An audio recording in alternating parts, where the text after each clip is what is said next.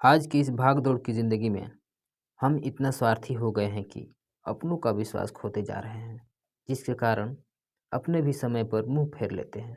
आज की एक छोटी सी कहानी इसी पर आधारित है।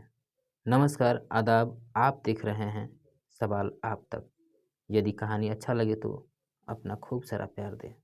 एक कमरे में 4 दीपक जल रहे थे और वहाँ के परिवेश में एक शांति छाई हुई थी।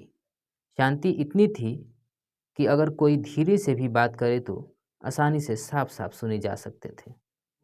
चारों दीपक आपस में बातें कर रहे थे कि पहले दीपक ने दुखी स्वर में कहा, मैं शांति हूँ, मुझे कोई बनाए नहीं रखना चाहता है, मुझे बुझ जाना चाहिए।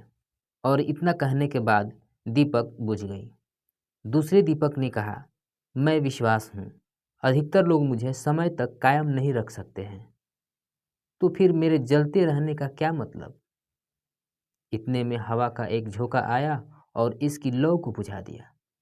तीसरे दीपक ने निराश भरे शब्दों में कहा, मैं ज्ञान हूँ, मुझ में अब जलने की ताकत नहीं बची है, क्योंकि कुछ लोग मेरे महत्व को नहीं समझते, इसलिए मुझे बुझ जाना चाहिए।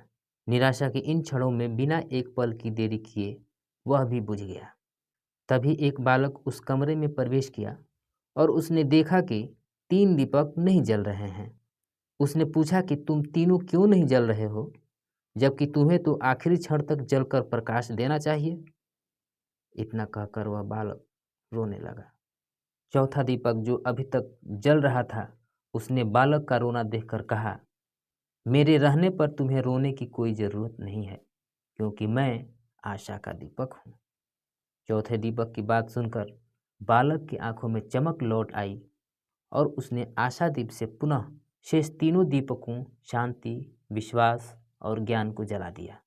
दोस्तों, इस कहानी से हमें यह सीख मिलती है कि आशा वह दीपक है जिससे शांति, विश्वास और ज्ञान को पुनर्जीवित किया जा सकता है।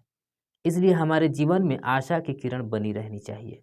इसी आशा और अपनी कर्तव्यों पर हम संपूर्ण मानवता के लिए आशादीप बन सकते हैं। मानवता पर ही संसार की आधारशिला टिकी हुई है।